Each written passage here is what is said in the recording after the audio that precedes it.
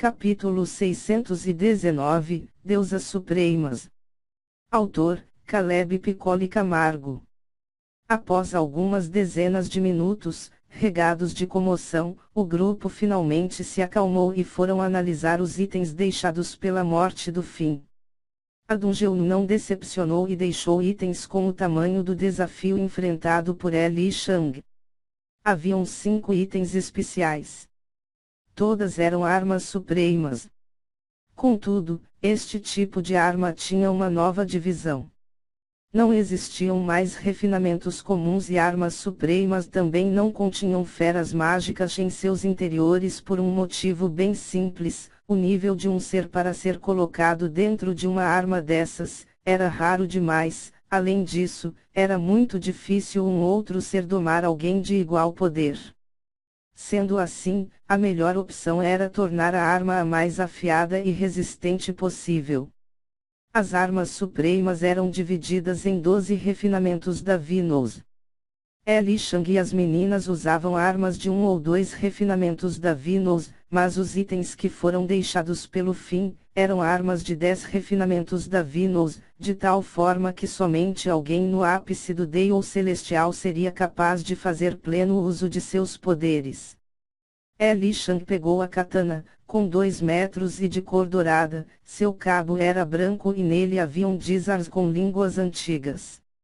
Liu Mei pegou o machado, de um lado tinha uma grande lâmina que parecia ser capaz de rasgar um deus de cima a baixo e do outro lado uma lâmina um pouco menor, mas que tinha a capacidade de mudar de forma, podendo ter o formato de um martelo, espinho ou até mesmo uma pequena lança. Xiziun pegou a clava, apesar de ser uma arma estranhamente feroz para ela, seria extremamente versátil na mão de Xiziun, já que lhe faltava um pouco de poder bruto para que seu poder estivesse perfeitamente equilibrado. O Hansie preferiu pegar o arco, um objeto lindo de cor dourada. Quando ela puxou a corda, viu que um pouco de mana saiu de seu corpo e formou uma flecha. Se fosse de seu desejo, a flecha podia receber ainda mais mana e o poder poderia mudar, seja aumentando a capacidade de perfuração, velocidade ou a tornando explosiva. Seria um grande trunfo com sua habilidade do atributo gelo e agora com a mana colocada em seu arsenal, as coisas que ela poderia fazer tiveram um grande salto. Por fim, Minjia decidiu pegar um livro. Ele era feito com materiais raros e suas folhas não eram feitas com material animal ou vegetal, mas feitos de pura energia da criação. Na sua capa estava escrito, Livro do Poder. Quando Minjia levou sua mão no objeto, ela sentiu uma onda de conhecimento e poder inundando o seu ser. Inúmeras mágias e técnicas marciais invadiram sua mente, de tal maneira que ela quase caiu sentada pela dor que sentiu em sua cabeça. No entanto, ela rapidamente se recuperou e sorriu, feliz por ter recebido um grande item.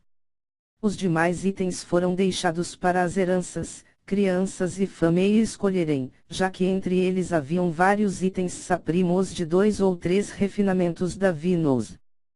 Poções lendárias, pilhas de dinheiro cristalino e outras raridades faziam parte dos tesouros recebidos. Li Shang então sinalizou e todos pularam na chama azul que tremulava no centro. Quando o fizeram, o grupo se viu em uma grande sala. Colunas se destacavam por suas escritas rúnicas e a presença de uma densa mana no lugar deixava tudo com um ar de ocultismo. O chão era cinza, feito de pequenas pedras retangulares. Nas paredes haviam estranhos quadros, nos quais haviam paisagens, animais ou pessoas. Cada um deles parecia trazer uma sensação de vida, como se fossem portais. Contudo, quando o grupo se aproximou, uma barreira poderosa os impedia de ir em frente. Li Shang fitou com certa curiosidade 2 quadros, um tinha várias montanhas, com rios e florestas verdejantes, o outro era uma ilha flutuante, da qual caíam dezenas de cachoeiras que se perdiam na escuridão sob elas. No centro dessa ilha havia uma coluna gigantesca e no topo parecia haver uma criatura, dormente. Porém, impossíveis de serem alcançadas, Elishang desistiu delas e seguiu o caminho. O lugar era um complexo cheio de salas, conectadas por longos corredores. Era como se estivessem em um castelo subterrâneo. Dessa forma, eles não se demoraram para atingir a segunda sala, mas quando o fizeram, diferente da primeira, perceberam que a segunda era repleta de seres. Haviam vários seres no lugar. Dragões esqueléticos, magos humanos, demônios e bestas demoníacas. Porém, dessa vez, quem deu um passo à frente foi o Urhancie. Ela sinalizou para que o grupo recuasse e a deixassem tomar a dianteira. Ela pegou o arco de 10 refinamentos da Vinous e puxou levemente a corda, fazendo uma flecha de gelo ser criada instantaneamente. O Urhancie sorriu e quando o fez, uma onda de choque se espalhou a partir de seu corpo. Uma presença gélida, como se a morte estivesse aproximando-se, elevou-se no recinto. Quando os monstros a viram, eles rapidamente agiram. Mágias com vários atributos e elementos diferentes foram jogados contra ela, monstros saltaram no ar e caíram em sua direção com suas garras prontas para rasgar a jovem de cima a baixo.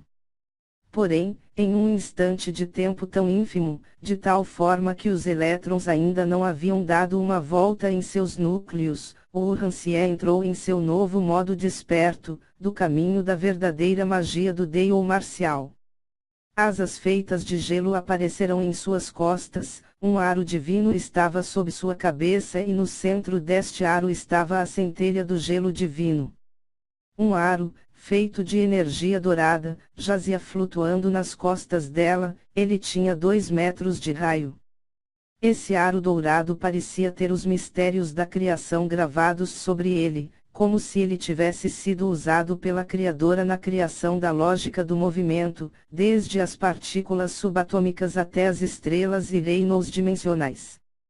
Então, quando isto ocorreu, a pressão que emanou de seu corpo, por um instante, congelou tudo ao seu redor. Elishang reagiu rápido o suficiente para criar uma barreira de energia dourada ao redor do grupo, do contrário, o fim que os monstros levaram seria o mesmo para o grupo. Quando eles levaram seus olhares à frente, viram que todos os oponentes estavam congelados, mas alguns estavam estáticos no ar, outros em posições sem nenhum equilíbrio e isto os deixou surpreso, até que enfim entenderam a verdade sobre o ataque surreal de Urhancie. Ela não congelou apenas os seus corpos, mas o próprio tecido espacial havia sido congelado. Afinal, mesmo sendo Elishang aquele se tornaria os deuses dos deuses, o Urhancie seria conhecida como uma das 4 deusas supremas.